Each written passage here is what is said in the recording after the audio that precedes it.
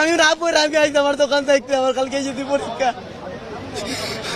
অবৈধ স্থাপনা উচ্ছেদে গিয়া বিভিন্ন সমস্যার সম্মুখীন হচ্ছে ম্যাজিস্ট্রেটরা বা যারা অবৈধ উচ্ছেদ করে।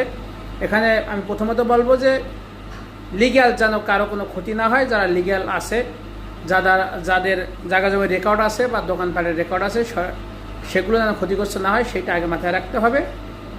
আর যে যারা অবৈধ আছে তাদেরকেও মেনে নিতে হবে যে একটা দেশের শৃঙ্খলা বা পরিস্থিতি বা একটা দেশ সুন্দর রাখতে হলে অবশ্যই আমরা অবৈধ কাজ থেকে বিরত থাকবো। ভাই বলছে আমি জুলাই যোদ্ধা, আমি চোখে দেখি না। ঠিক আছে, আপনি জুলাই যোদ্ধা হইলে তো আপনি সেটা আপনাকে সবাই সম্মান করে, স্যালুট করে, কিন্তু আপনি তো অবৈধ জায়গায় মানে মানুষের চলাচলের জায়গা ব্রেক কইরা বন্ধ করে আপনি রোডঘাট করতে পারেন না, সেটা আইনে নাই।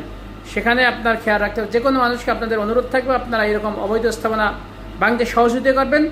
আর ম্যাজিস্ট্রেটের অনুরোধ থাকবে আপনারা কোনো অনিয়ম কাজ করবেন না।